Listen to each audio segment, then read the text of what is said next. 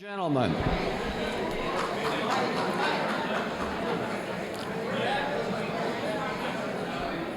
on behalf of the Board of Governors of the Savannah Jewish Federation, it is my privilege and pleasure to welcome you to the Jack Levy Award Dinner recognizing Dr. Joel Greenberg.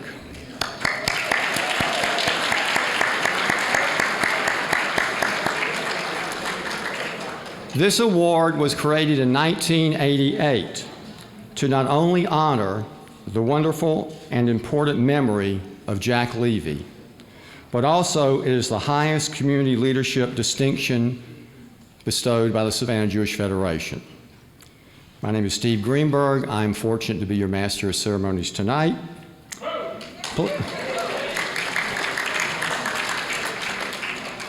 Joel kiddingly told me just a few minutes ago, or I told him, I guess, that 3 or 4 decades from now, when someone looks at the list of recipients and sees both our names together, they'll think the Greenberg boys really had things under control for a long, long time. We have first tonight, to start the festivities for the evening, a video honoring Dr. Joel Greenberg.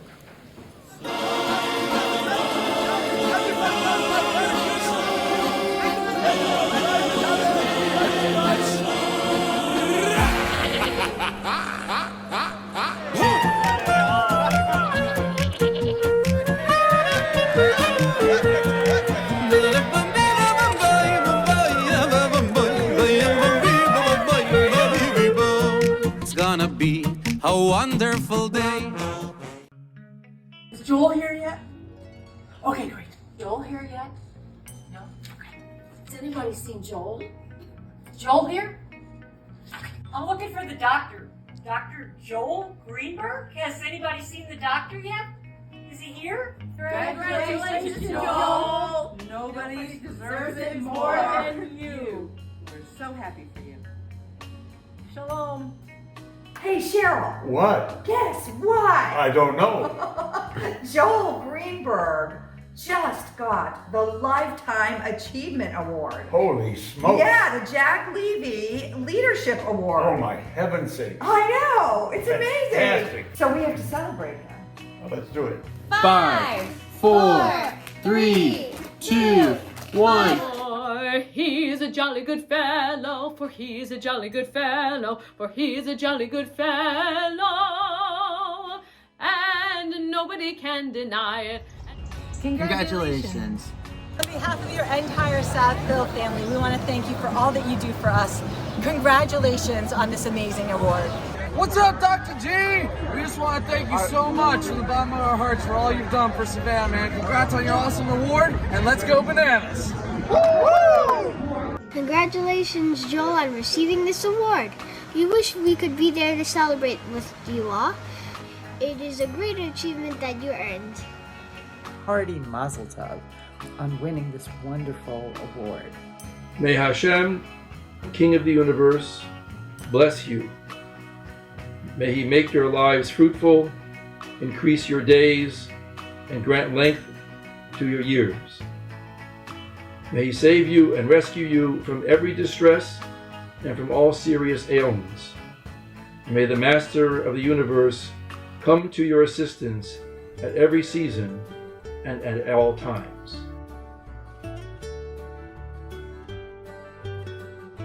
Hello, we're the Tishbergs, Tammy and Lenny, and it's our pleasure to talk about our wonderful friend, Dr. Joel Greenberg. We have been in Savannah for the past 10 years, and we have met so many wonderful people. Joel stands out in our minds for so many reasons, but mostly because he's a true mensch.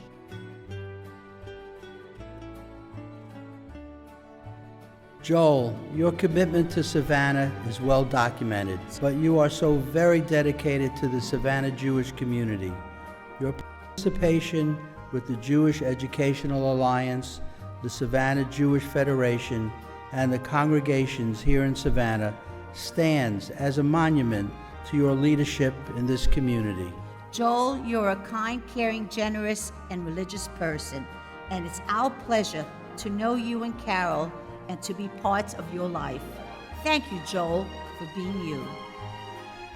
We're very pleased that the Jewish community has decided to honor the Greenbergs, Joel specifically. We've had the opportunity for many, many years, I don't even remember how many years it is, to have the Greenbergs come to our house the second night of Rosh Hashanah. It's always a fun experience and we always have a good time. We always can rely on Joel for some good jokes, get us laughing. When I think of people that serve the community, I know there are many, but for me and my wife, the Greenbergs are the people we think of, I think, first. Joel's leadership, wit, and desire to join into the Jewish community captivated him to the Mikveh Israel's Board of Adjunta and rapidly onto its executive board. You give so willingly of your knowledge, time, and resources to a huge number of organizations in our community. The voice of reason, no matter the situation, and your sense of humor is wicked and always makes me laugh. Sure, I would have made it through my time as president of Mikveh Israel without your help. You were always a phone call away, even when you were not physically in Savannah. It is such a pleasure to work with you, an even bigger pleasure to call you and Carol friends. I remember when the two of you first moved to Savannah and you guys joined all three temples. And who does that? You wanted to get to know every Jew in town. And by now you must. I remember when your kids were younger, how important it was to you to encourage them to do mitzvahs regularly. You guys gave the kids such good values. Dear Joel, you are truly a special man. It is clear that your surrounding community respects and appreciates credible, selfless, and noble acts of kindness and commitment for humanity that you model daily. But what may not be globally recognized is the dedication, love, and strong leadership that you instinctually and continually show your family. This is where you, our amazing and much-loved brother-in-law, Joel, stand far out from the crowd, in a league and platform well above the rest. And for me, the father I needed to walk me down the aisle. And we all are so lucky to be blessed with Joel, a proven and genuine family leader. Congratulations, Joel. We love you so much. Dear Joel, not everyone is capable of becoming a leader. It is a synchronicity that you are born into a family of leaders, but that in itself is not enough. Within you, there needed to be intelligence and patience as well. You needed to be compassionate and also passionate about philanthropy while making a commitment of time, talent, and that which you treasure. For your family and your community, you have shown up and have been the greatest of resources. Thanks seems hardly enough. Leaders lead, and you are a leader. Enjoy your well-deserved honor. We love you. Marla. Hard to believe that you and I have known each other for over 50 years. Yes, we go back to the high school days where you were always an articulate and brilliant member of our high school class and the star member of our high school debate team. We, for people out there, won the high school debate championship together. 1 year older, 1 year larger, 1 year less wise. I saw a quote in one of the articles that I saw about you, and somebody said you're a unique blend of wisdom, commitment, warmth, and humor, bringing light instead of heat. That is so appropriate. He is a very caring doctor with amazing bedside manners, and he's absolutely brilliant. He was an amazing teacher for our program here in Savannah. One of the best human beings, and very, very sociable. He is extremely funny, absolutely knowledgeable about everything. He knows about geography, he knows about everything whatsoever. Sports, movies, medicine, forget about medicine. He's just an amazing person, loving, caring. I heard he's an amazing husband as well. He's a man of God, will always be one of my mentors in life, and thank you to him and his wife. I appreciate you guys. Joel, I will humbly take credit for you and Carol moving to Savannah some 37 years ago, sharing that honor with Gottlieb's Bakery. Had I not taken you to Gottlieb's and introduced you to their bagels that Sunday morning on our way to the hospital to make rounds, You might have spent your career in Chevy Chase, and Savannah would never have had the benefit of your skill, intellect, and philanthropy. In fact, recruiting you may have been the best thing I ever did for Savannah. As your practice partner, I would like to say how wonderful it was to be associated with the best neurologist I knew. Whether you knew it or not, I was always learning from overhearing you teaching residents and students or from the insights in your notes. Your work ethic was always an inspiration. I miss learning from you. I also miss laughing with you. Everyone who knows you has to think that you are the funniest man they know. You left a legacy that future generations of neurologists in Savannah can only aspire to. Congratulations on your award today. Well deserved. His leadership skills came out a lot as he was a managing partner of our third. I always gave him the credit for the idea of the decision-making process. Joel's leadership was characterized by a fairness and a balance.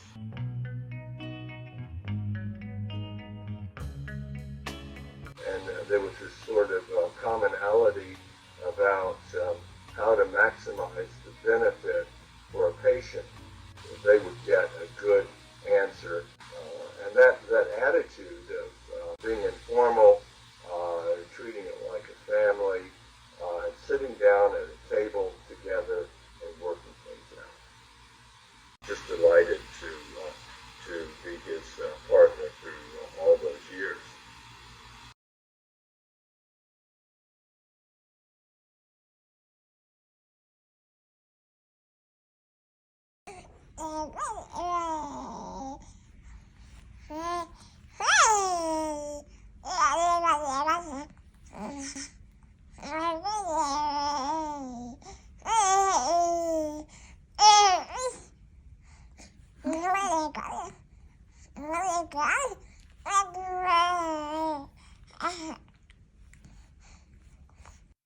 I'm William Shatner.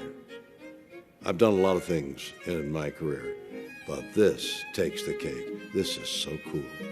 You, Joel, today, it's all about you. You're amazing. You're phenomenal. You're everything I can think of. Congratulations. It's exciting. It makes me want to celebrate. Makes me want to get up out of this chair. Makes me want to sing. Makes me want to dance. Makes me want to shout. Kick my heels up. Throw my hands up. Toss my head back. No, really, people should be shouting your name in the street. Come on now. Sing that song. Sing it out loud. I want to celebrate. Put it up in lights. No one else deserves to be celebrated like you because you are the best. I want you to know. I want you to know. I said I want you to know. I want you to know right now you make me want to shout. That's right, you make me want to shout because there really is no doubt. You know what I'm talking about because you make me want to shout. Yeah, boy. Yeah. You make me wanna.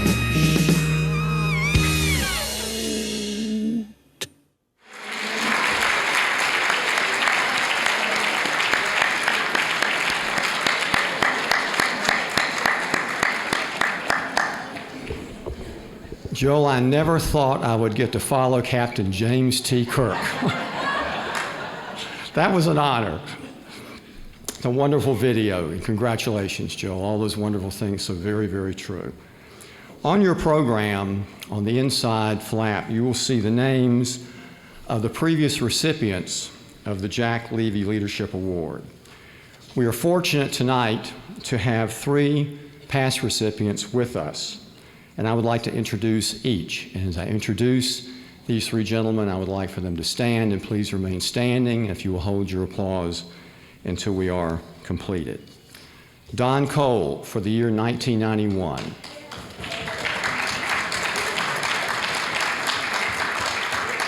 Aaron Levy for the year 1994. Jeff Lasky for the year 2018. Paul Kobush is not here tonight. He is with us in spirit, but Paul was the recipient. In 2014, he and Harriet are out of town on a previously scheduled trip. And it was my honor to certainly receive the recognition for year 2020. So please give these gentlemen a round of applause.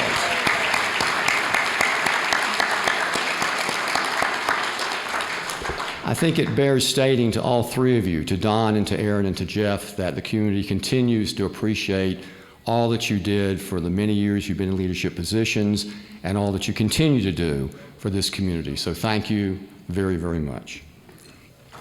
Joel. And Joel, congratulations to you.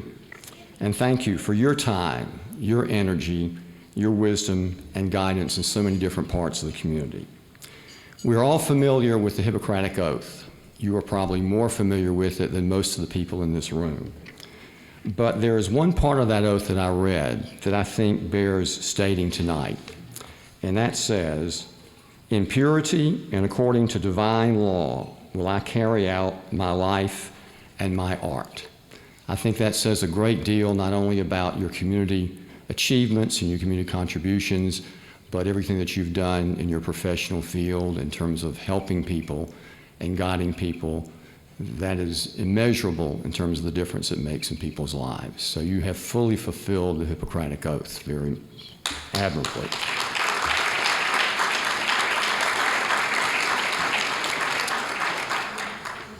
It is now my pleasure to introduce Adam Solander, Chief Executive Officer of the Savannah Jewish Federation and the Jewish Educational Alliance. For it.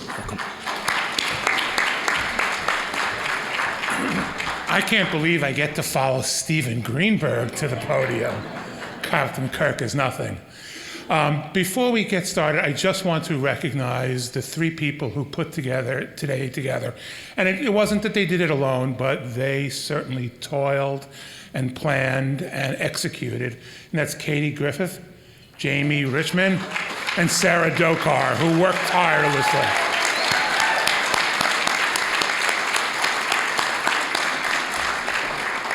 So I get the honor to be sandwiched between Stephen Greenberg and Aaron Levy. And as Stephen mentioned, this award was created in 1988 in a community where not too much is unanimous. This was one of the things that was unanimously adopted by the Board of Governors, which was to create this award. And who could talk to the meaning and the ideas behind the Jack Levy Leadership Award than his son, Aaron Levy. Aaron, will you come up?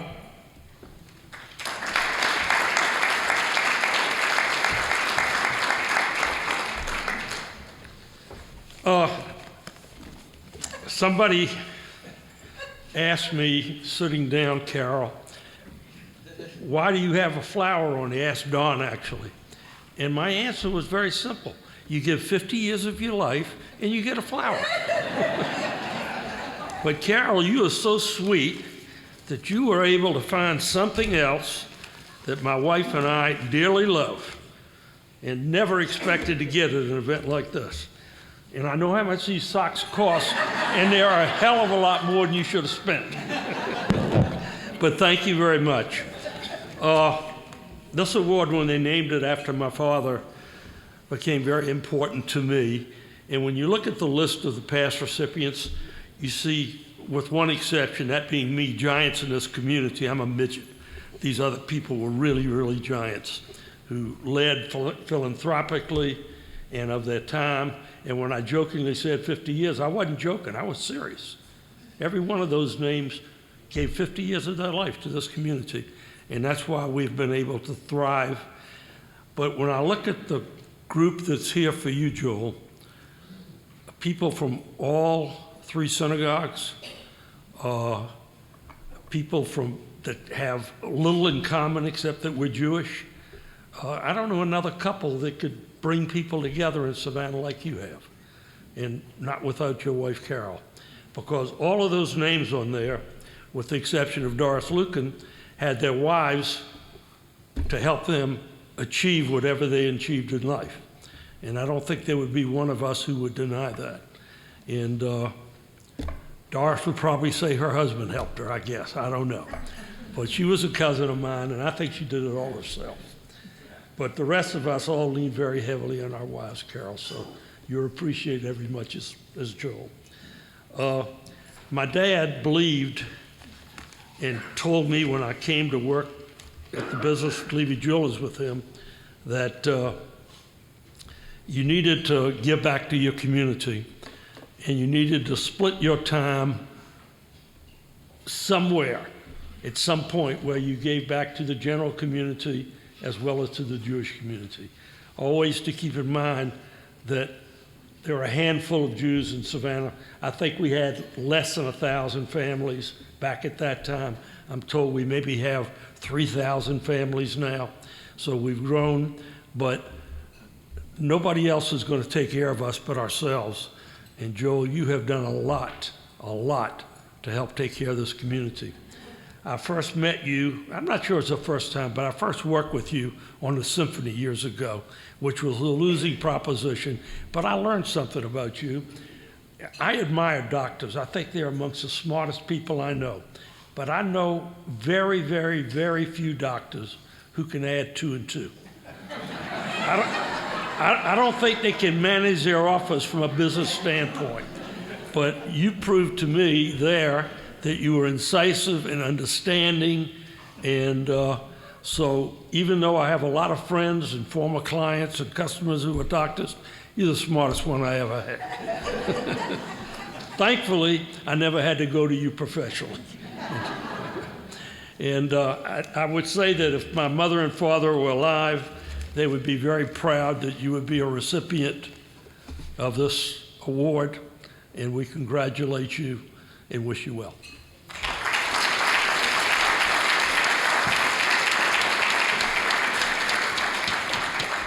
I would now like Rabbi Zalman Refson to come forward from Chabad Savannah for the blessing. Rabbi?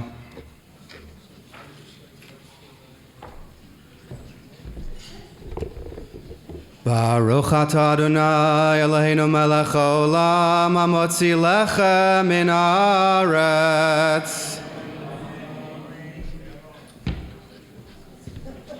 Thank you, Rabbi. Please enjoy your dinner.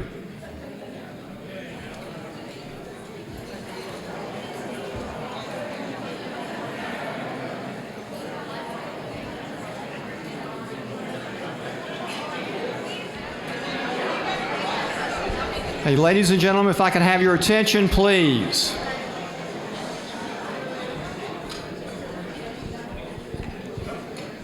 Joel, as you have your dessert, you can continue to enjoy your dessert. You are very fortunate tonight that we have a star-studded cast that will pay tribute to you. And you will see in your program a list of the remarks of those individuals who are going to pay tribute to Joel tonight. We will begin with Rabbi Robert Haas of Congregation Mikveh Israel. Rabbi Haas.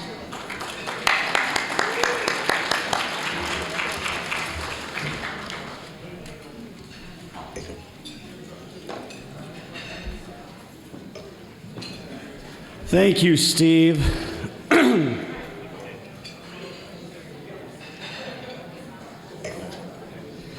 I am so truly honored to be here tonight. I have been in Savannah for 11 years. Yeah, that was not supposed to be applause, but thank you.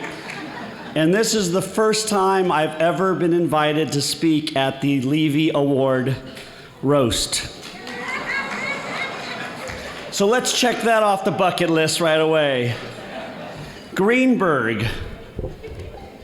Carol Greenberg is a saint. She has done so much for this community in every way, from the garden to Girl Scouts to Boy Scouts to the veterans organizations to introducing me to my wife.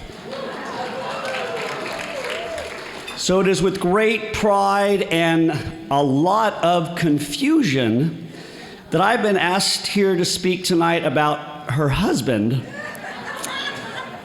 Mr. Greenberg. It's strange when you think about it, but now I've got a whole new area of places where I can speak. So I've actually scheduled myself next month to speak about the unbelievable contributions to the world of cinema by Mrs. Spielberg. So I've got a lot going on. I don't know much about Mr. Greenberg. I do know he is a man who roots on Duke basketball, so that is pretty impressive. But for some strange reason, he is a fan of the Miami professional football team.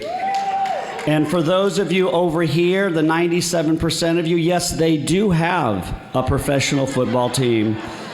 Their mascot is the Dolphins, because apparently all the players are very good swimmers.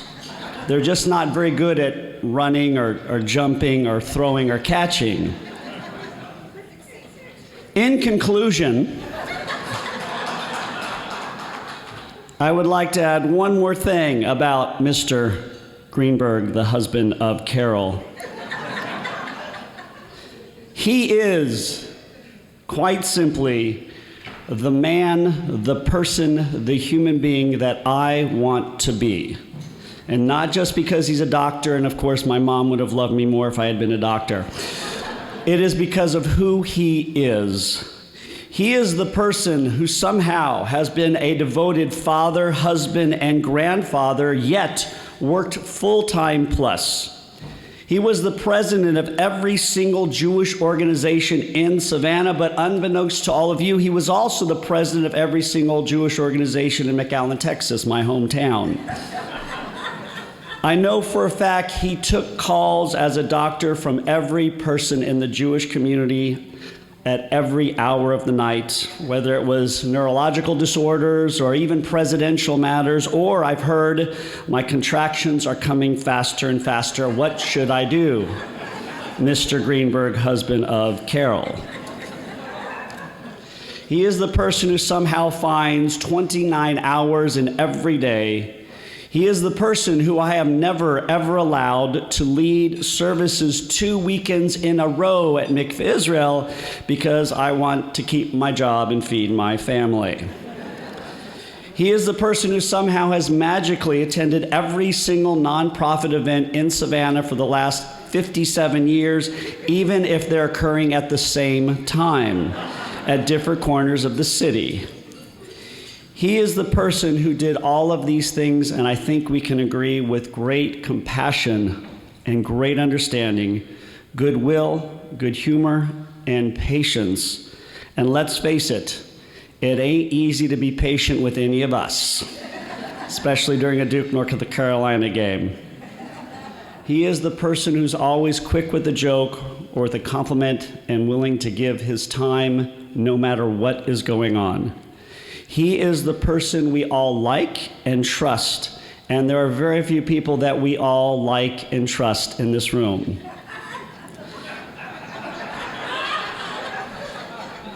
I'm not saying anything. He is the father I want to be to my children and the husband I want to be to my wife. I hope I can be like him after I've been married to my wife for as many years as you two have been married. He is the person who gives of his time because that is what he does. He gives of his time. Simple. No other reason. I remember speaking with Mr. Greenberg, husband of Carol, while my wife was expecting, or maybe it was before we were married and had children. I'm still upset he didn't tell me, don't do it. But I asked him about what he calls batting for the cycle, because he was the president of the synagogue, the federation, the JEA, and Shalom School. For those of you who don't know what batting for the cycle is, I think it's like a Broadway term. He told me that he didn't do just these things for himself. He mostly did it for the community, but even more so, he did it for his children. He wasn't there sometimes at night for his children. Why? Because he wanted to emulate what had been emulated by his parents to him. He wanted to do his duty to the community and not just tell his children he's doing his duty to the community. He wanted to do his duty community so they would see him doing it and know if Daddy was not home, it was because he was doing something worthwhile for the community, not just because he was having fun. That was a very important thing for Mr. Greenberg, husband of Carol, to tell to me, because that's how I emulate myself, and that's how I explain it to my children. It's not Daddy's at the movie or Daddy's having fun. Daddy is doing something for the community. That is what you are going to do when you are adults. He is simply the person that no less I want to be and could only hope to be. So thank you for the honor of speaking here tonight, and I hope I did a pretty good job and that you'll think about inviting me to speak at the next Levy Award event, as we're going to honor, I hear, Barbra Streisand's mother. Have a nice evening.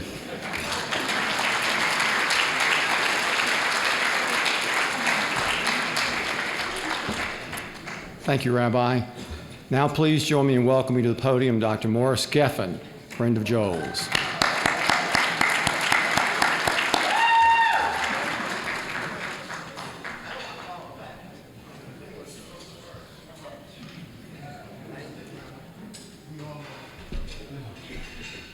That's all the light I get right here. I'm not as good as the rabbi, and I am standing up, if anybody's worried. And so my little head steps across. Do you have a little something step? Oh, just teasing. Well, I don't know how you follow that, Rabbi. Next year, I hope I'm invited to speak to the Levy Award. Oh, I'm sorry. This is going to be a little more serious, but touches on some of the same points that we've seen in the beautiful video and many other comments.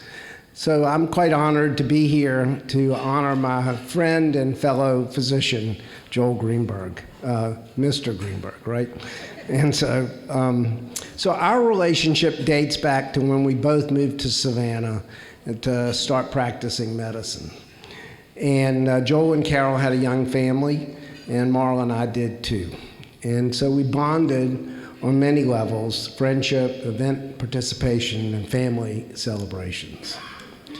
So, as y'all know, Joel recently retired, but before that, some would say he was a doctor in his spare time, because it was unbelievable how many projects and things he took on over and above practicing medicine.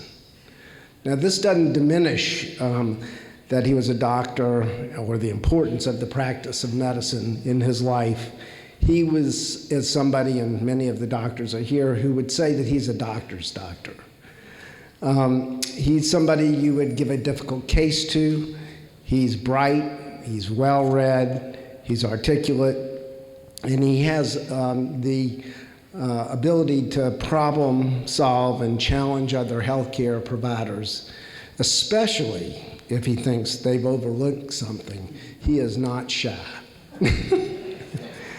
So, now everybody's been very complimentary of Joel's funniness, but I would say Joel has an intolerance for the obvious. His dry wit and great sense of humor is a wonderful part of his personality, but he really does not tolerate fools, not one bit. So in my case, I was seeing Joel for some memory loss caused by a cholesterol medicine that I need to take to be here. And after doing the exam, and Joel was coming in to talk to me, in his infinite to-the-point analysis, he reminded me, Morris, dead people don't remember either. So you do have to appreciate the clarity, okay? My wife was saying I'm forgetting, and Joel was telling me, okay, don't take the medicine. You know the outcome. So it's a typical Joel. So when you look at Joel's accomplishments in both the Jewish community and the non-Jewish community, we are representing and honoring the very best. Joel is articulate. He has a piercing insight, but you have to listen carefully as he has a very quick wit. And you have to pay attention or you'll miss the intent of the comment. It might hit you from the back of the head as it bounces off the wall, and you realize what he told you. He has an astute sense of what's fair and reasonable, and he's rarely there to offer the first opinion. He listens, and when there are different points of view, he can often take the good from both positions. This is extremely valuable, as Joel is one of the few people I know that can usually forge a consensus. Since none of us have two opinions in this room, okay, it's always a difficult thing to get to a consensus, but Joel can articulate through the process and build a consensus. Now, you would think with his busy schedule that he would not have time for hobbies, and we've seen him on the video and people have commented. And my wife made me shorten these hobbies, but just to name a few, the Miami Dolphins swimming team, the Duke Blue Devils, the Savannah Bananas, the Ghost Pirates, and many more. Now, Joel is not only their most loyal and passionate fan, he knows the teams, the players, the inside scoop surrounding all the controversies. He actually knows probably more than the announcers and maybe should consider that an alternate career. His interests extend to the love of classical music, and we've seen the Savannah Philharmonic has been here, and theater and astronomy, and honestly, his knowledge base is pretty exceptional. And when you think of all the things he masters, he really is the quintessential Renaissance man. Now, Dr. Greenberg's, no, excuse me, Mr. Greenberg's wife? Oh, whatever. Although this is Joel's award, I would be really remiss not to say that he and Carol are an incredible couple who complement each other. And Aaron brought that up, that he's had the backing of his wife, but she too is a force in her own right. They have had an immense impact on this community. They work tirelessly together. They may be cooking turkeys at 10:30 at night by flashlight for a hospice event, or having the ongoing memorable and inclusive sukkah parties that many of us have enjoyed. They are both generous and they are engaged. They embrace their Judaism fully, and they have a love of travel. And even when we were on a cruise to Australia and New Zealand, they initiated, organized, and held Shabbat services, complete with Kiddush, Hamotzis, insightful Devar Torahs during the entire cruise. It is an honor to call you my friend, Joel, and congratulations on this tremendous award. Thank you so much.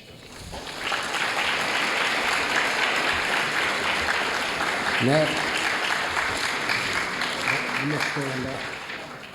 I'm now going to stand up. Please now welcome Joel's nephew, Jerry Greenberg.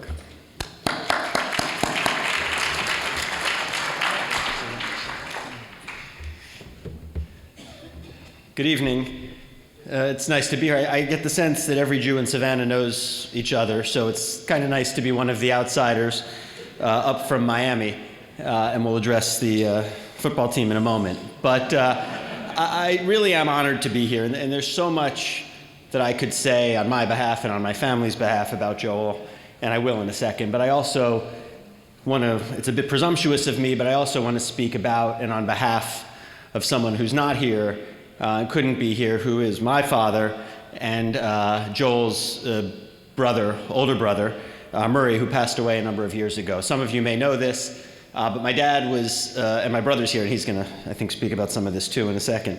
But my dad was 12 years older than Joel, and they lost their mother when Joel was quite young. I'm really here to bring the room down, I guess, but when Joel was quite young, and they formed what Joel, I've heard Joel talk about it. I've unfortunately had the occasion to hear Joel speak about my father and talk about it. What was really a unique bond between them, I think. Although they were 12 years apart in many ways, that brought them even closer, I think. And again, Joel or others can speak to it more articulately. But I know that Joel has said how important my father was to him. But I know it was also mutual. From a very young age, Joel was a source of pride for my father, and of course for their father. But my dad, despite being older, always viewed, what we call Uncle Joel, viewed Joel for his wisdom, for his humor, the same things we've heard about, the same things that this community obviously values him for. My father always enjoyed taking such great pride in everything Joel brought. Even at a young age, he was a debate star. He was a scientist in a family of lawyers, a doctor in a family of lawyers. He was a Princeton Tiger in a family of Penn Quakers, but we've overlooked that. He was someone who could apparently carry a tune in a family of people who, if you'd like, I can try to sing, but who could not. And I know that whenever my father needed advice, again, despite being almost a parent figure to him in some ways, he would go to Joel for it. And that's not just the medical advice that we all go to him for, that I get the sense everybody in Savannah goes to him for, even if it has nothing to do with neurology. At one point, he did, in a very kind way, ask me if I, in fact, had a physician of my own in Miami, considering I just always called him, but he still answered the question. But at one point said, maybe go get a flu test rather than ask me if you have the flu, but okay. But they would talk about everything. And when the Dolphins would inexplicably go to the prevent defense with a 7-point lead in the third quarter, they would speak. When they would try to establish the running game for a decade, despite having the greatest quarterback in NFL history, right, they would cough, they would commiserate. But whenever my dad needed wise counsel, when he needed a shoulder to cry on, it was always Joel. And in my dad's case, there was a lot of that crying, because he did. But it's the same for the whole family. And we always know Joel is there. And that doesn't mean only on the phone or on the texts. At the drop of a hat, he and Carol will load up the car with food for about 3 weeks and come down for the weekend. They will be in Miami for anything. If it's a good event, if it's a bad event, bar mitzvahs, celebrations, anything, they will be there. When my father was ill, I think it was every other weekend, they would drive down, and he was still working. They would drive down and they would be there for us. And that's, I think, what you've all seen and what Joel and Carol are. And our whole family has had the chance to experience this through our shared love of our camp, Indian and Forest Acres, who's well represented here in Maine, through our love of travel, through our love of family, our love of theater, of course, our love of sports. We've had the opportunity to share all of it with Joel and with Carol, and we could not be, more proud of him and of what Joel and Carol mean to this community. We see it from a distance, and it's wonderful for us to see it all and be here with all of you. And I know that if my father were here, he would not be able to get through a single word because he would be crying, because that was his thing. And he wouldn't be able to see any of this because his eyes would be too teared, but he would also somehow be beaming with pride. And we are all beaming with pride. And my mother, who also can't be here because she's overseas right now, but she too shares those sentiments. And we are thrilled. And the only thing I'll say, because we've picked on the Dolphins enough tonight, and I suspect others will, we are about 15 minutes from tip-off for the soon-to-be 2023 NBA champion Miami Heat. So let's have a little shout-out for Miami sports. But we want to thank you all from behalf of our family, and congratulations, Mazel Tov. Yeah.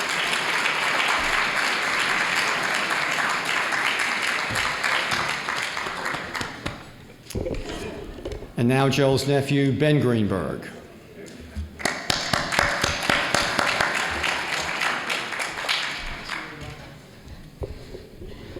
I'll try to be quick given tip-off. As probably a lot of people know, this Thursday is the holiday of Shavuot. And a couple things will happen. No doubt Aunt Carol will make about 973 cheesecakes to deliver to people all across Savannah, the southeast of the U.S. But it's also the holiday where we read the Ten Commandments and read the story of God giving the Jewish people the Torah. And it's kind of an interesting story when you read it, because it's this incredibly powerful moment, filled with fear, filled with awe, filled with love. And it's an experience that the Jewish people had the privilege of experiencing, one that we try to relive every day. And I've sometimes thought what it would be like if I had been there. And I think, I would have been like in the back, kind of asking somebody what happened the day after. But there are other people that I think would have been right in front.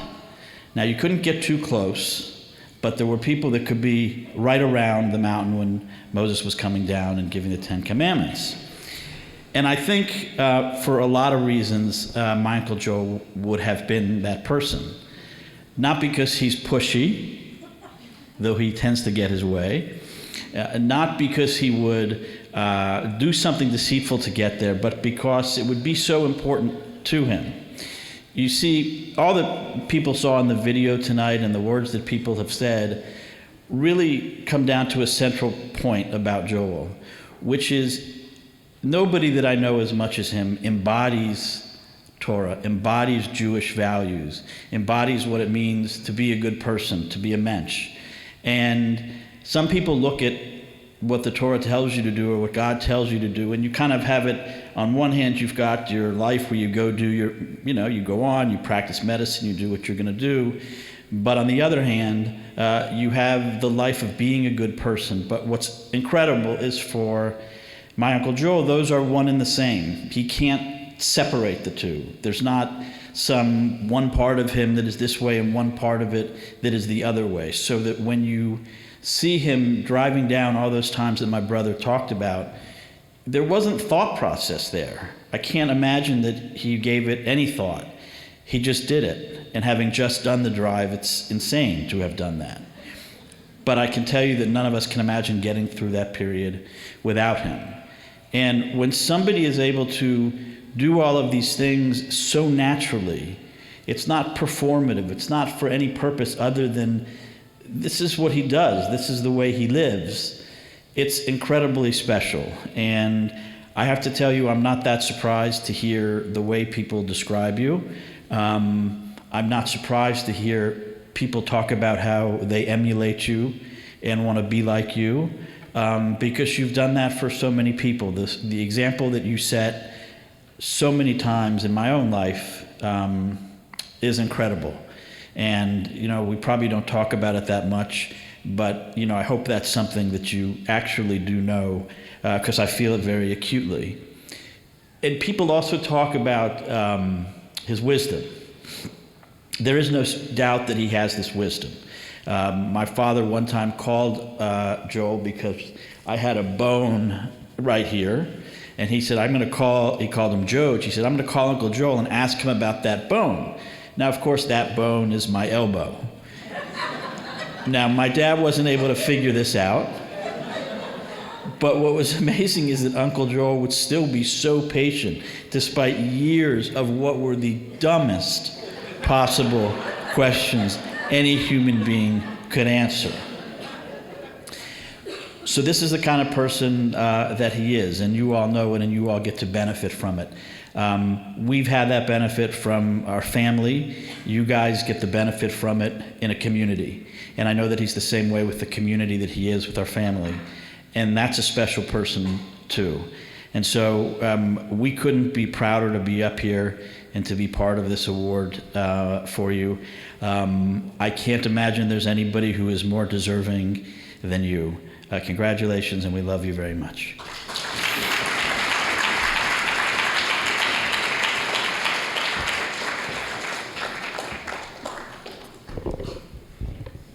Joel, I know it is somewhat surreal to sit and listen to the wonderful things being said to you. I can also tell you that it is a whole other level when your children speak. So, ladies and gentlemen, please join me in welcoming Harris Greenberg. Harris?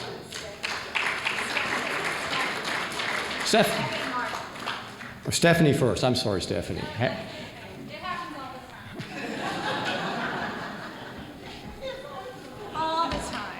All the time.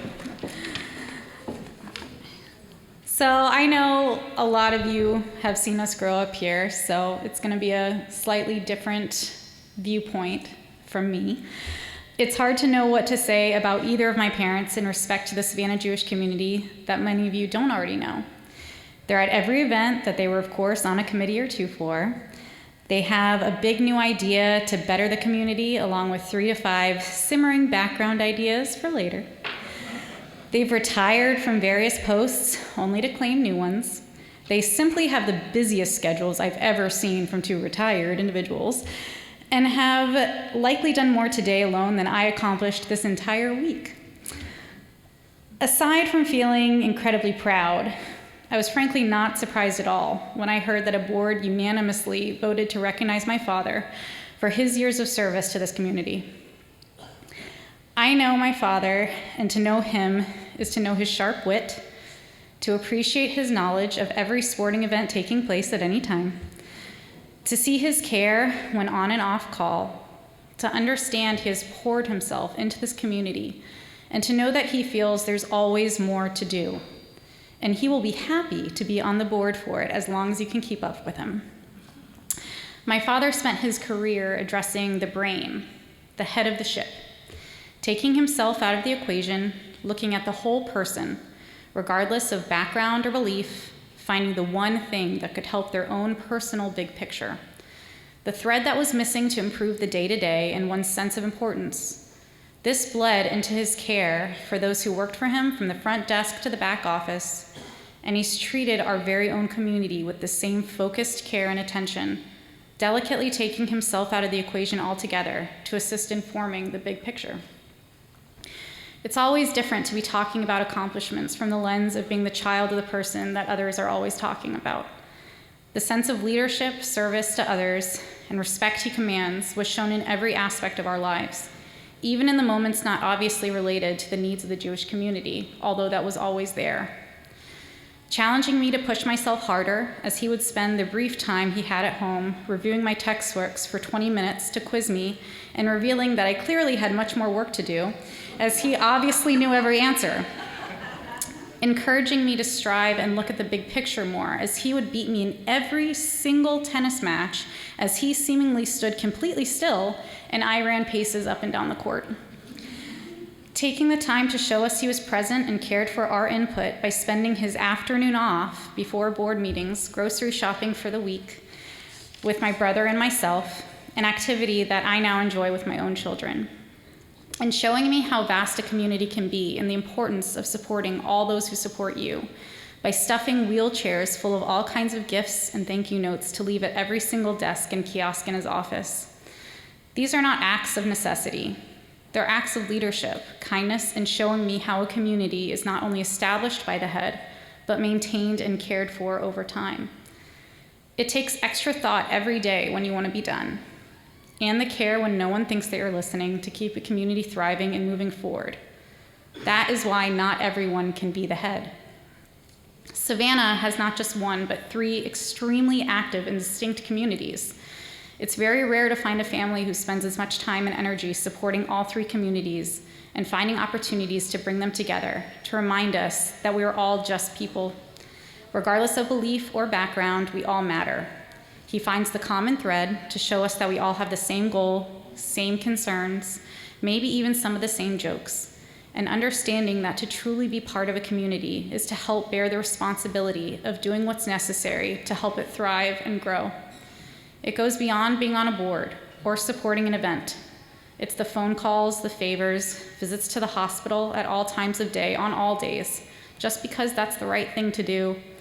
It's providing rides for those who are in fact very out of your way, meals, advice, and showing up after an insanely long day when there are hours of work still awaiting you at home. It's showing up every single day in this community for those in need, without knowing them or only knowing that they're hoping to be part of this special community someday because they heard about it from someone else. Delivering contracts in person, welcoming strangers into your home with only the knowledge that they heard about our community, making the time in your day when anyone looking at your schedule knows there's just no more time to give, are just a few of the reasons why I'm so inspired, so in awe, so proud, and truly so unsurprised by this award. This is not easy. I'm intimidated by this growing footprint he sets daily, but I'm also so honored that it's my guide through life, and I don't take that lightly. Being a part of a community like this in any facet is amazing, but being in charge of the head, being the one who holds the thread to it all, is truly remarkable. So thank you all for taking the time out of your lives to recognize how much love, care, and dedication has been given over the years by my father, and while also appreciating the enormous footprint he's forming for us, as there's always more to do. Thank you.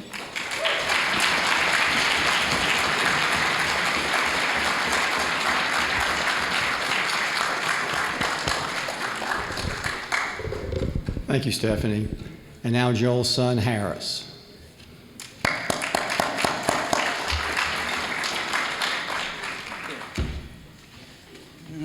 Hell.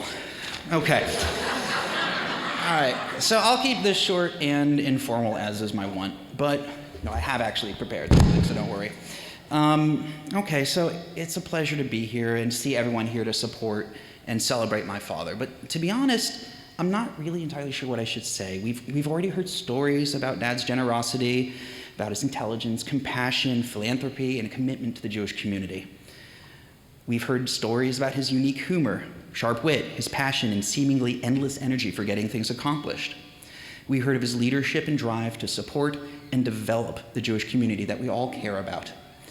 So I'm not sure how illustrative another anecdote would be when it's abundantly clear why Dad has earned and deserves such recognition. However, I do want to mention why it's a little difficult for me to speak on this and to find the right words to congratulate you. It's because to me, you're just Dad. And frankly, this is what I thought was the norm. I saw the work ethic, I saw the humor, I saw the energy and leadership and total commitment to the Jewish community every day. From being on boards, to committees, to hosting services, filling in at the bima when necessary, holding events and drives, giving charity and donation, introducing new people into our community, or helping connect the Jewish community to the wider Savannah community.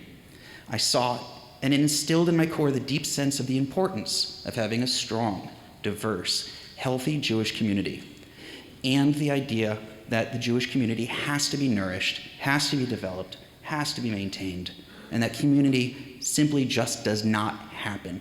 It has to be made to happen. But of course, as a child, I wasn't looking through it at the lens of going above and beyond for the community. I thought it was typical to routinely work to and past midnight. I thought going to meetings after work, sitting on committees, and helping lead services were simply typical.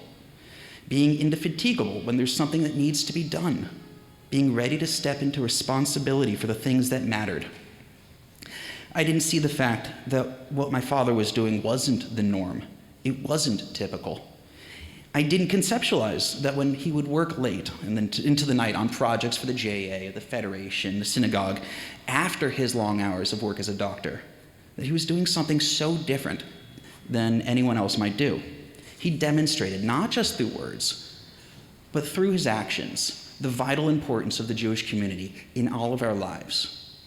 But again, I wasn't noticing how special this was, because between both parents, this type of work ethic is normal. But of course, I think differently now. I have my own family, my own community, my own list of things to do that matter. I've learned the joy of diapers and sleep regressions and household work and full-time jobs. It's great. And I've learned that it's not the norm to work like this. It's not the norm to work so tirelessly for your community. But from watching my father, I've learned that it should be, and that in fact it could be. And with that, I'll stop. And instead, I'll read a note that was prepared by someone else with a reputation for commitment, work ethic, and focus on the community. And with apologies to any Tar Heel fans in the room, in the words of Duke's Coach K, which Mom will present to you now, May 21st is certainly going to be a special day. Congratulations on receiving the Levy Leadership Award. I'm so happy for you. You are so very deserving. I want to thank you and Carol for the philanthropic work that you've done. It's amazing. And by the way, thank you for being on our Duke team. Anyways, I love you, Dad, and I can't imagine anyone more deserving of this award. Yasher Koach and Mazel Tov.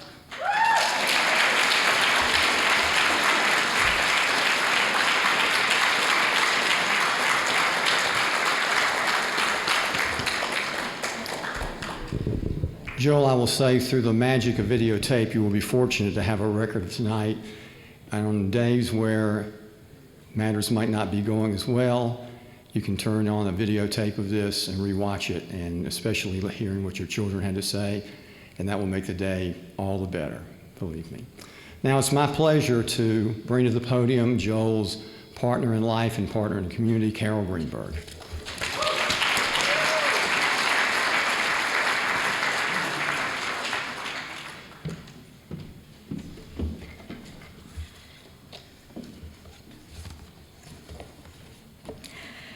Among Joel's family members, it was always told of how he carried around a doctor bag from the time that he was 2 years old. It was, I was told, his passion.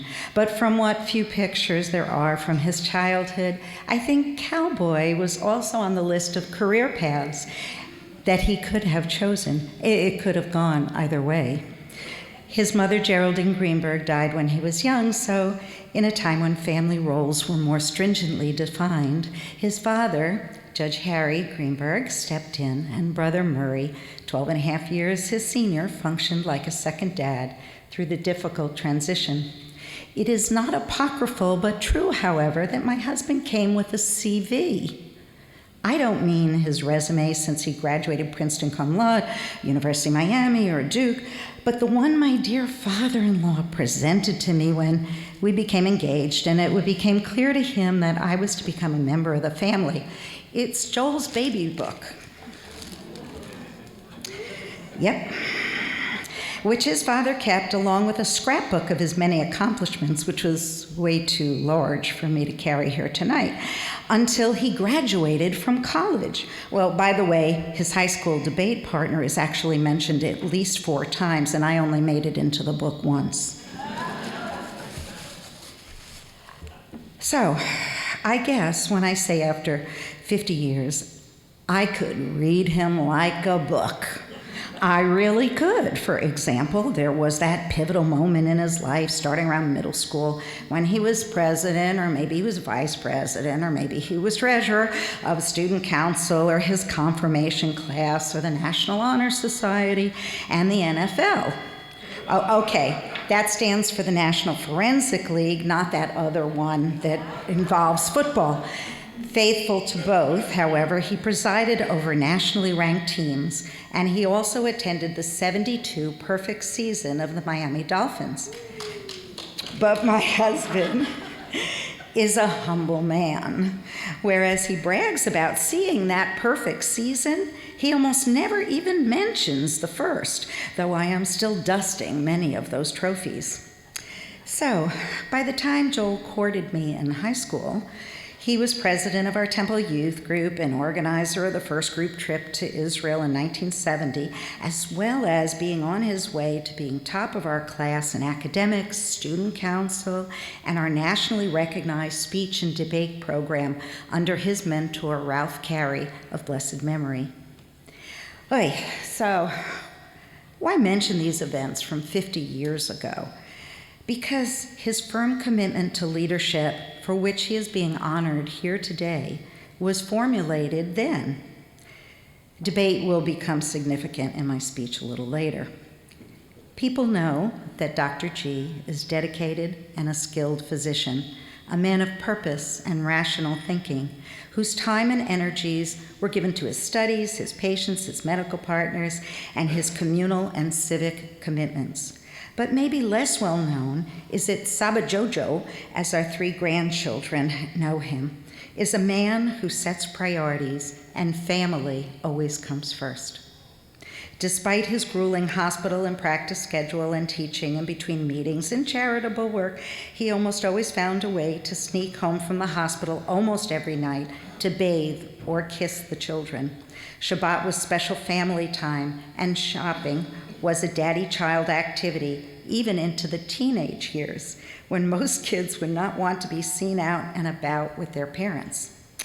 He attended more than his share of Stephanie's Girl Scout-related activities and was on the council of the Boy Scouts and backpacked to Philmont High Adventure Base Camp with Harris. Joel documents the important moments, our family times, with his journal writing. And this is an example of one of the many journals that we have in our house that tell stories of our adventures. Now, at your table, you have some journals, and although that they had your table numbers on them, if you would, before you leave here tonight, there is a pen and there is space for you to write something in the journal, and we will love looking at those later. Now, Dr. G journals life, but he also lives it. And he he dedicates a large portion of his time, his finances, his resources to thinking about the issues and trying to make problems better. Joel is worthy of my esteem and loyalty because I have found that following his example of a life of dedication and service serves me well to remind me of my biblical obligation to others. Truly, I believe in Joel, in that Jewish outreach enhances lives, as emphasized on the bookmarks that were placed on your tables tonight, which are yours to take. And on the flip side of the bookmark, you'll see some of the charities that are his personal favorites. My husband also came with a wickedly sharp wit. And in true spirit of Jewish learning, his father taught him to love an ethical life, to commit to service to others, and to be able to define your questions within a context of faith. My husband, for whom helping others is a natural gift, silently and without expecting accolades, donates to the charity, answers the call for help, volunteers to lead, to make life better for others.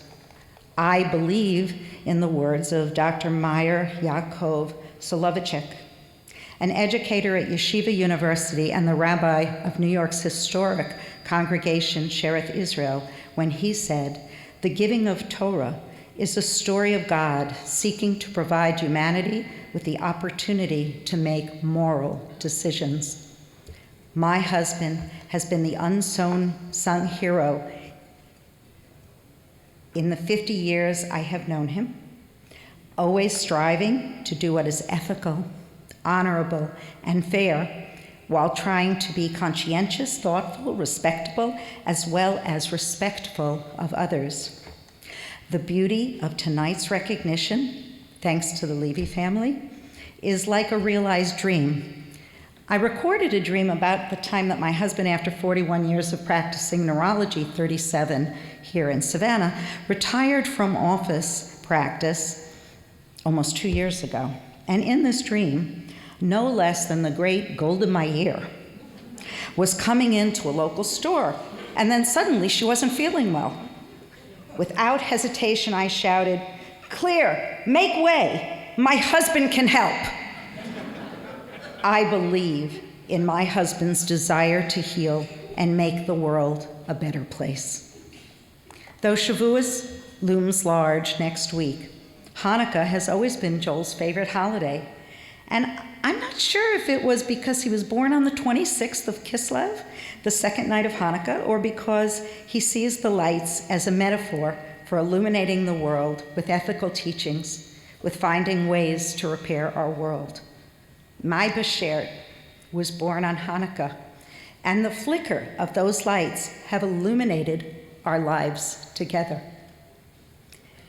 It is in this spirit that my family has established the Dr. Joel A. Greenberg Dialogue, Debate, and Diversity Fund, so that when it is fully funded, it will provide educator resources to fight against the ever-increasing darkness of anti-Semitism, racism, and hate speech through events and debate that promote civil discourse.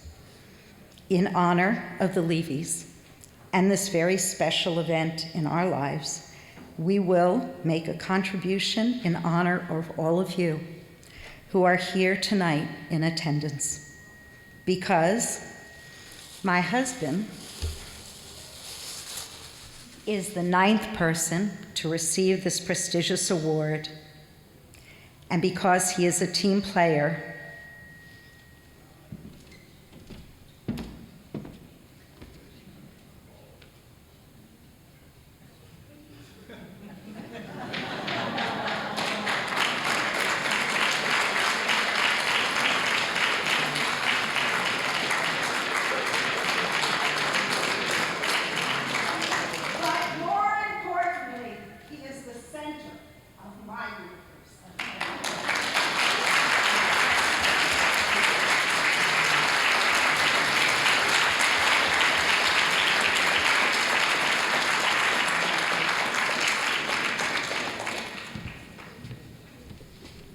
Thank you, Carol. That was beautiful. I would now like to call up Jeff Lasky, past Levy Award recipient, as well as Dr. Joel Greenberg, to receive the Levy Award. As they're coming up here, you'll note there are bottles on your table that will be for a toast that Dr. Richard Bosner will give in a little while. So if you have the bottle and you can kind of spread it around the table with your flutes, that would be wonderful. Mr. Lasky, Dr. Greenberg, the floor is yours. I promised Joel in the Publix parking lot last weekend that this would be very short because I've sat here and had to listen for almost 2 hours of everybody talking good about you, and I know how hard that is. So Joel, our paths have crossed many times during our communal leadership journey over the past almost 40 years. Throughout this time, whether as a leader of the Savannah Jewish Federation, the Jewish Educational Alliance, or the Mikveh Israel, I have watched you use your keen intellect and insightfulness to focus on the bullseye of any issue. I have seen you use and have sometimes actually been on the receiving end of your sharp wit, which you use to defend your position on an issue. And I've always known and admired the fact that the goal of everything that you have done in leadership is a very simple one: to make our Jewish community and to make the entire world a better place to live for not only just us, but for generations to come. It is my distinct honor to present you with the Jack Malitz Levy Leadership Award, an award well earned and well deserved. Mazel tov.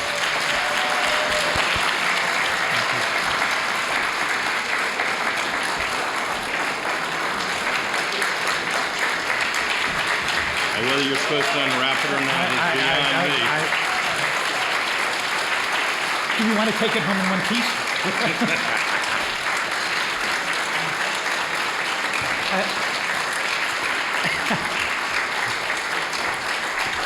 Thank you.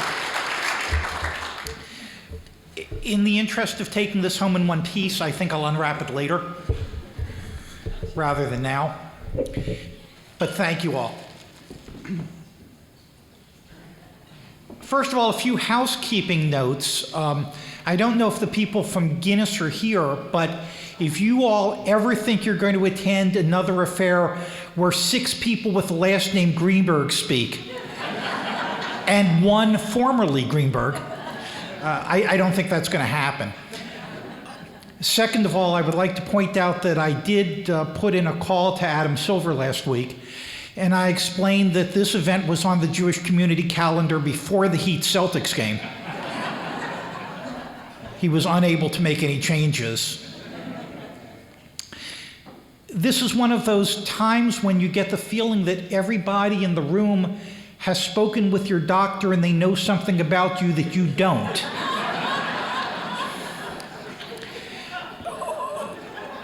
When I spoke with Jeffrey a week and a half ago in the Publix parking lot, which helped him avoid actually going shopping with Stacy because we just talked outside, he warned me that sitting and listening to people tell me about myself would be about the hardest thing that I would ever do.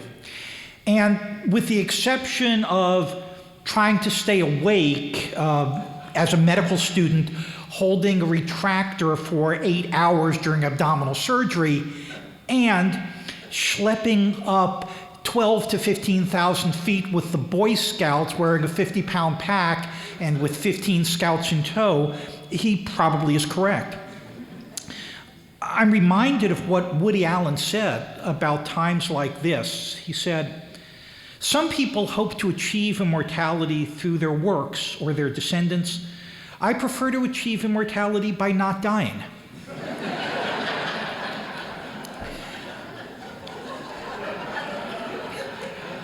I know many of you have found that my wit can be a bit acerbic or cynical at times. Okay, all the time. And I know that many of you expect that I will appreciate the honor of receiving this award and will be more appropriate and restrained. And to those of you who feel this way, I would just say, have you not gotten to know me at all over the last 37 years? When Aaron told me that I had been selected for this honor, he told me I could schedule tonight's event anytime I wanted to except March because, and I hope it's not too late for him to rescind the award, let's just say it's because he probably knew that Princeton would make the Sweet 16 in Miami the Final Four. But all kidding aside, for a moment at least, it's truly an incredible honor to have my name mentioned on the same list as the luminaries who have contributed so much to this Jewish community. Some were role models or mentors: Norton Malaver, Don Cole, Murray Arkin, Doris Lucan, and of course Aaron, choice of ACC teams notwithstanding. Some are my contemporaries and friends like Paul Kolbrish and Jeffrey Lasky and Steve Greenberg. And as the case for many of you, I have had the privilege of knowing all of the former recipients of this award during my time here in Savannah. From Don and Aaron, I learned how to let a new generation of leaders make their own mistakes, as I most certainly did, while hopefully keeping them from critical errors, which incidentally is also how you mentor medical students and residents. Murray was an exemplar of balancing a busy medical career and an active Jewish community life. Doris and Paul showed me that leaders buckle down and do the work, whatever needs to be done. Jeffrey has shown me how someone can say something really important, really economically. And Steve has been the very model of a soft-spoken, quietly thoughtful consensus builder. Unfortunately, and obviously, I learned nothing from Jeffrey and Steve. Carol and I, with a 3-year-old and a 3-month-old and assorted pets in tow, city kids who took a detour through North Carolina, moved here 37 years ago. The very fact that 2 Yankees, Carol is a New Yorker, and make no mistake about it, when you come from Miami Beach, you are a Yankee, could move here and be welcomed and become engaged so completely speaks volumes about the convivial spirit of this community. What's more, the leaders of this Jewish, secular, and medical community have been remarkably patient despite my occasionally confrontational style and willingness to debate pretty much any issue.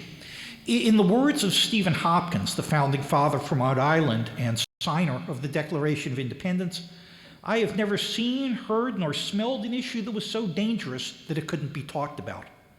That is in no small part the impetus behind Carol's establishment of the new Dialogue, Debate, and Diversity Fund that she spoke about so eloquently.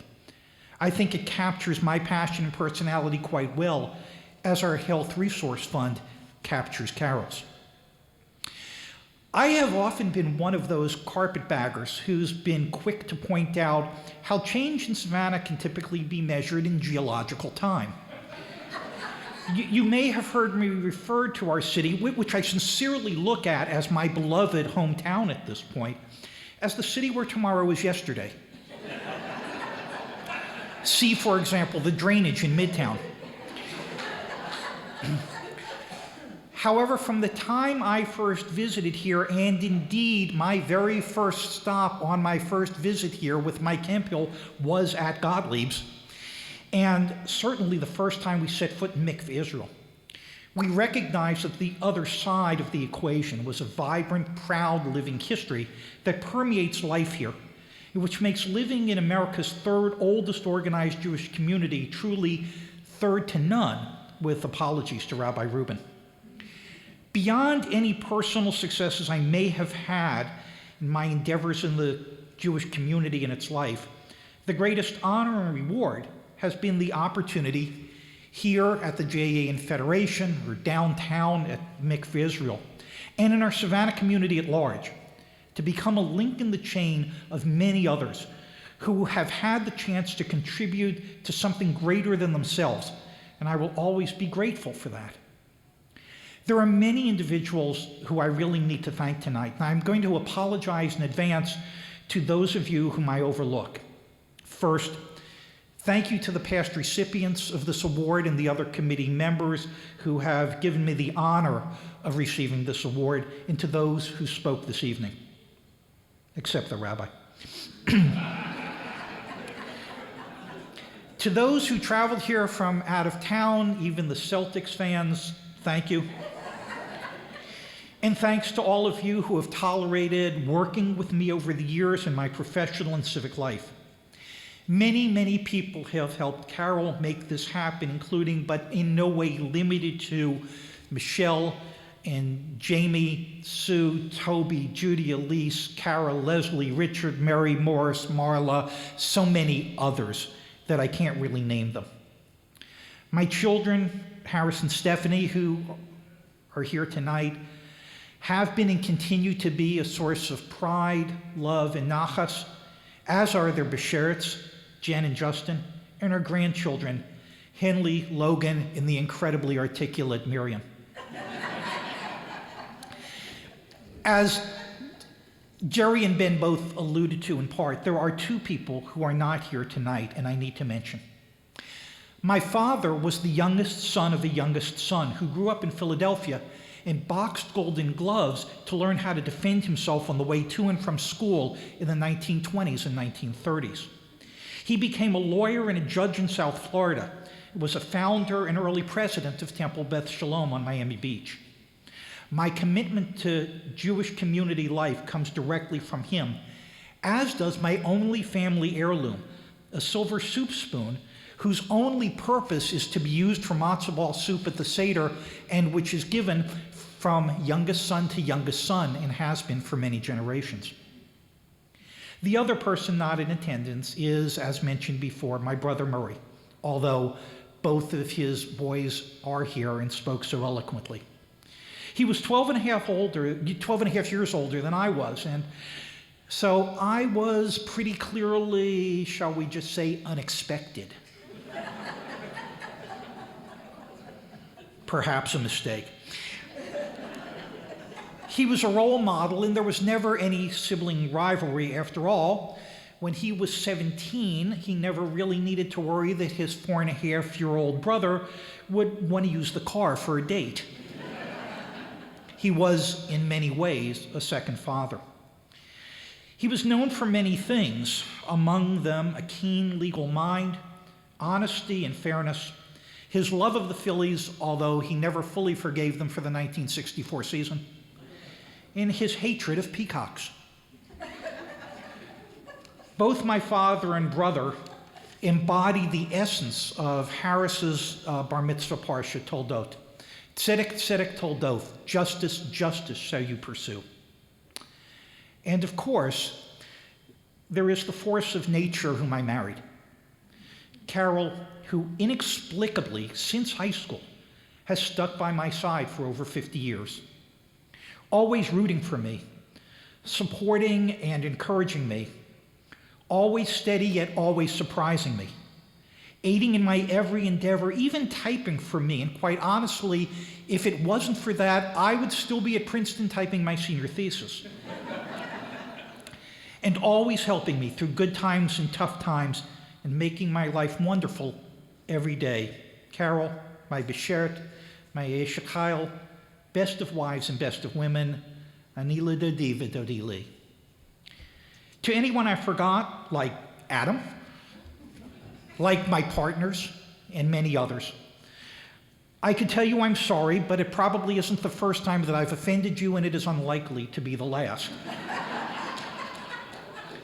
And to everyone here, thank you for choosing to spend your night here. It has been and continues to be an honor to work on behalf of our Jewish community. I am grateful to have had the ability to do so. Toda Rabbah.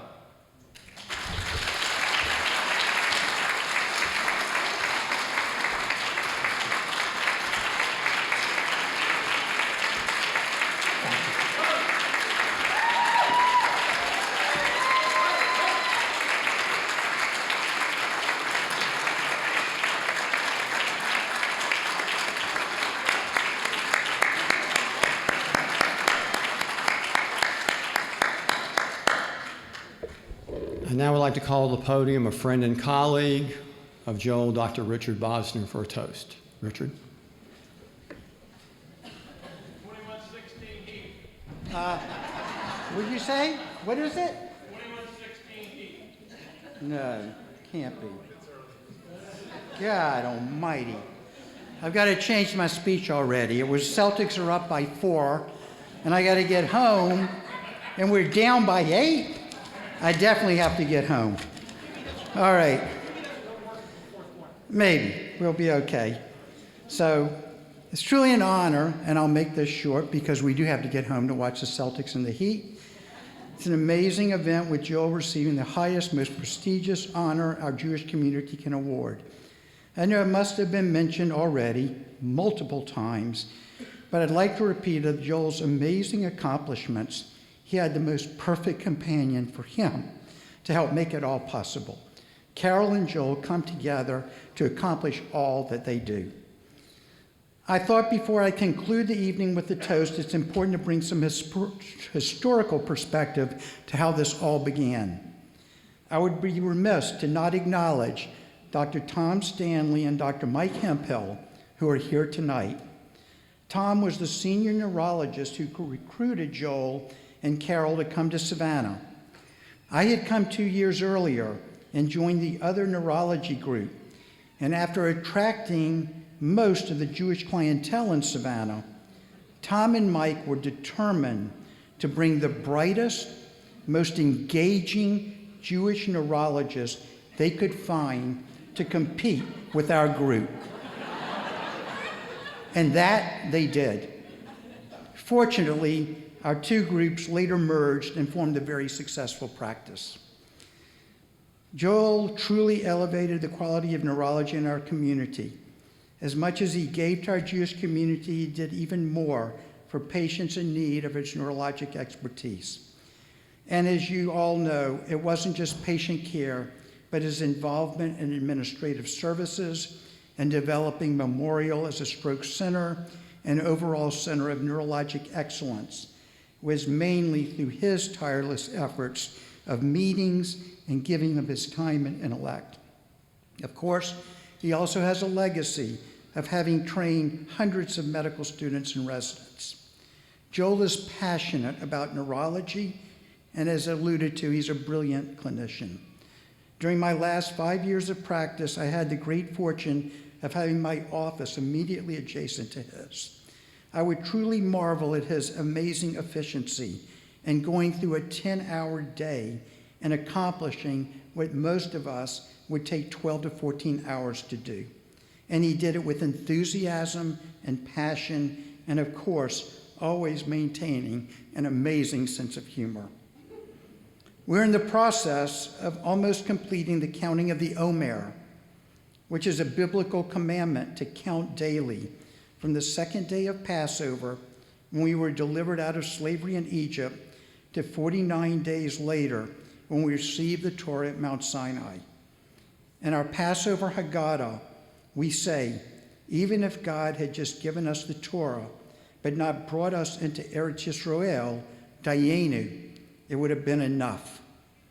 Joel and Carol, as you leave your illustrious medical career, it would have been enough. But y'all have already embarked on establishing an amazing fund to encourage education and discussion, bridging ethnic, racial, and religious differences. Our toast and our bracha to y'all is Dayenu. Even if this would have all been enough, that you just continue in good health together to bring goodness and understanding to our community and wherever you go. L'chaim.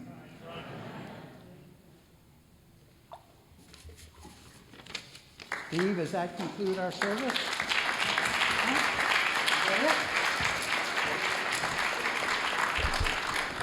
Thank you, Richard. Joel, once again, Carol, congratulations and best wishes. Ladies and gentlemen, that concludes tonight's Levy Award dinner. Please return safely to your homes. Thank you and good evening.